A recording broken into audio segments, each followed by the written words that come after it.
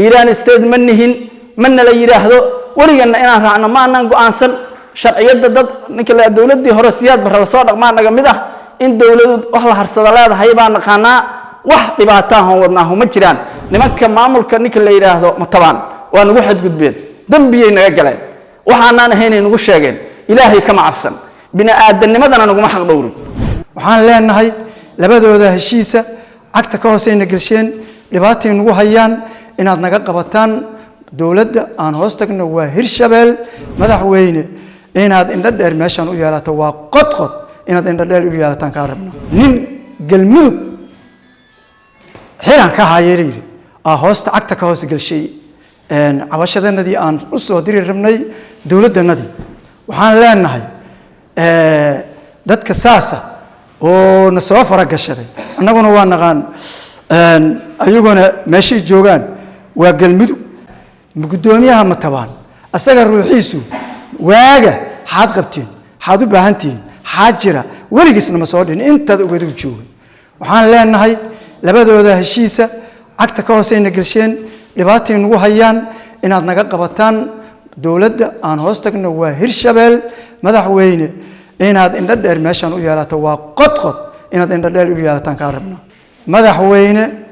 على يقول لاوه ماذا وينه هالنجيباته أنت هذا وجد وتشوكتني واجا قط ورحاك جرا ما أذنين ساكل الجوجا وحنكاربنا دت كان بالشدة أو دباتة هيدو وقط كعبانية إن هذا مامل لودن يهي إن هذا السميد مامل كان كلانه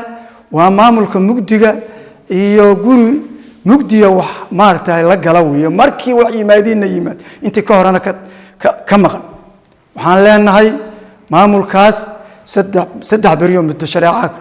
إن مامل سميدان كاربنا عدالة أنا قال لا إماهين واتشوغان ساسان كاربنا مامل كحقيس دت كاسنا نقربته وحاكلو جرا لبن مالمود وحان ماغني عبشة درا مركي ugu horeeyay nin galmud xiran ka hayeeray hoosta agta ka hoos galshay cabashadanadii aan u soo diri rabnay dawladdanadii waxaan leenahay dadka saasa oo na soo fara gashaday annaguna waa naqaan ayaguna meeshii joogaan waa galmud hana nabad galshay oo hanaga leexdeen waan is ogyihiin لما نشغيدون ما نشغيهين كاس لنا وحان ربنا أن معمول كاس إن صوفر الجلدان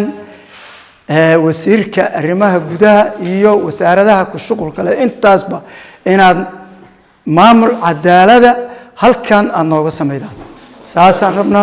تاساسا كربنا وحاكلو جرا عبشة وحان كناهي لبل عافمات waxay noo keentay hay'ad wax ma dhibin ayagu waa dad waxay ahaayeen inay wax nakaabaan raba waxay noo keeneen 19 qof afar waa nadaafad iyo waardiyo 15 waxay ahaayeen dad ahtaan loo galaa dadka annaga kaanahay oo wax soo bartay oo aqoonta lahay markii ay yimideen oo joogeen agta ka hoos la galshay warqadahoodii waxaan leenahay dad aan marka meeshan aan u dhalan dibna aan ka soo marin ayaa inta la qaataa la keenay markii la keenay annaga dhibaato nagu noqotay in dadka nagiina la rido oo la musuqo oo la gato oo maaragtay la gato waa waxa aan ka cabanaynay ka mid tahay inaad aragtaan waxa waaye maamulka matabaan iyo mid kaanba wadad heshiis waaye waxaan leenahay gudoomiyaha matabaan asaga ruuxiisu waaga xaad qabteen xaad u baahantiin xaajira warigisna ma soo dhin inta ugu joogay waxaan leenahay labadooda heshiisa agta ka hoosayna galsheen dhibaato nagu hayaan annagu reer qodqodan la yiraa bulshada qaybaheeda kala gedisanaan u dhameystiranahay cabashaanahay cabashadaas waxaan ka nahay maamul xuma ilaa 20 sano deegaankan haysatay dadka maamulkeeda sheeganaya waa dad guri mugdiya wax alla wixii deegaanka ku maamula ummaduna kuma qanacsana hadda ka hor ururo iyo xaalad aan markay isla xisaabtan lahayn aan ku soo jiri jirnay hadda dawladda dhalatay nidaam federaaleysin ha la qaatay dawladda Hirshabeelle oo anagu qaybta ka nahay xibinta ka nahay ayaan waxaan rabnaa inay arinteena soo faragelido waa markii saddexaad oo cabasho wadno laba biyaajo hadda ka hor isbaarana loo dhigtay dad ninka la yiraahdo teetala kala nooc adeegsanaya ayaa maaragtay isbaaro noo dhigtay inaan ninka la yiraahdo mabda'eena iyo ninka la yiraahdo hadalkeena iyo ujeedadeennada muujino waa la diiday in la caburiyaa lagu talagalay dad teetal kala gudisan lahaa ka qayb qaatay annaguna mucaarad ma nihin ummad waxaan nahay maamul iyo isbedel doon ahaan nahay wax kaleeto dhibaato ma wadno abni darro ma wadno maamulkeena weligeed khilaafkiis ma aanan keenin wax dhibaato haba yaraatee matabaankaas ha noqoto ninka la yiraahdo dad magacyo kala gidisan la baxay weligeena Hirshabeelle deegaankan laga mucaaradin laakiin annaga waa la iska kaana iloobay dad aan xuquuq lahayn aan la ka dhigay mana aqbali karno inaan ninka la yiraahdo dawlad iyo xilliga hadda lagu jiro 2024 in guri mugdiyana la ku maamulo ayadaas ma aqbali karno cabashan kana madaxweyne Ali Guudlaaw Xuseen waxaan ka codsanaynaa si degdeg ah arinteena inuu soo farageliyo inuu xuquuqdeena meel ku sheego inuu maamul cusub oo ninka la yiraahdo oo ninka la yiraahdo tuulooyinka nala midka aan kula xifaaltan oo noo sameeyo ninka la yiraahdo asaga weligeen anagu kuma nihin anagu ninka la yiraahdo dadka mucaaradka ma nihin wasiirka arrimaha gudaha ee dawlad goboleedka Hirshabeelle asagana waxaan ka doonaynaa kaalinteena inuu ninka la hoos noo fiiriyo inuu maamul wanaagsan noo sameeyo inuu anaga bulshada la tashi la sameeyo dadka anaga maaragtay matali kara oo bulshada ka soo jeeda inuu ninka la yiraahdo maamulka noogu dhiibo qoladaan ninka la yiraahdo inta soo sano aan ninka la soo haysatana anagu waxa weeye waxaan rabnaa in la ka bedelo ayadiina waxa waaye hadeerta tala badan iyo qoladu hadii meesha maaragtay haday muddo joogto waxay yeelanaysaa saaxiib badan iyo waxay yeelanaysaa ninka la yiraahdo ninka la yiraahdo qolo oo danta ay iska raacsan yihiin oo danaysi hoo badan ay helayaan danaysi qolo danaysanaysa oo isbarteen waxa go'aan lagu qaatay in deegaankan la xaqiro in gudoomiye aan dhicin nala ku horo in xuquuqdeena la duudsiyo in deegaamada nala midkaan nala ka reebo mana aqbali karno intaasaan cabasho ka nahay xildhibaanka aan ku leenahay dawlad goboleedka ninka la yiraahdo Hirshabeelle xiirane waxaan ka codsanaynaa arinteena inuu soo farageliyo waxa loogu sheekay xalay idaacadii shal hadda aan duubnay waxa suuqa looga bixiyay Hiiraan State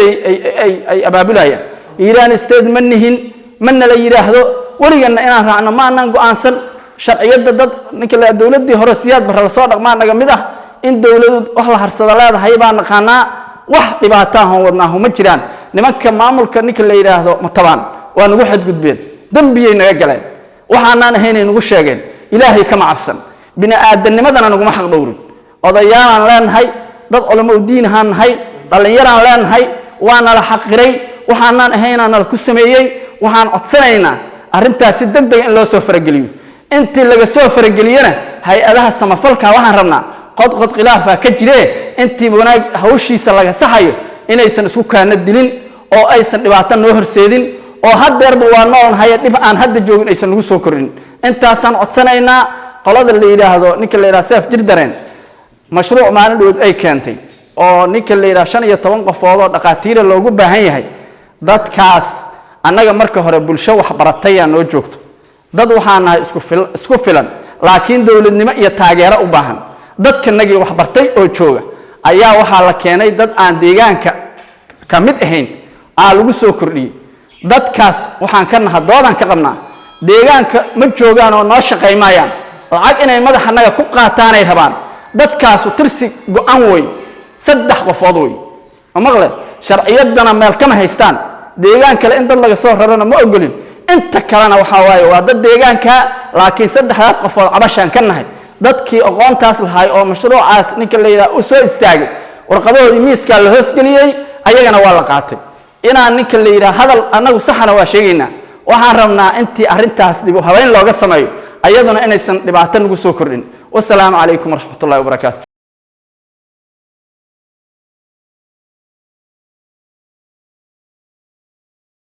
isbitaalka Dawo Clinic waxa uu ka mid yahay isbitaalada dabiiba xanuunada ku dhaca haweenka. Adeegyada isbitaalka uu bixiyo waxaa ka mid ah daaweynta dhiciska, daaweynta dhalmo la'aanta, daaweynta infekshanka, daaweynta caado wareerka. Sidoo kale isbitaalku waxa uu qabtaa baaritaanada hormoonada, daaweynta burobiyoodka iyo qaliimadooda, daaweynta kaadi baxsadka, socoshada hooyada uurka leh iyadoo lala talinayo lana daaweynayo. Isbitaalka waxaa ka howlgasha Dr. Qamar Taawane Axmed oo ku takhasustay cudurrada haweenka iyo qaliimadooda. Isbitaalku waxa uu leeyahay kombiyuutarka uurku jirta iyadoo lala soconayo ilmaha caloosha ku jira caafimaadkooda. Hamuugaan Dawo Clinic.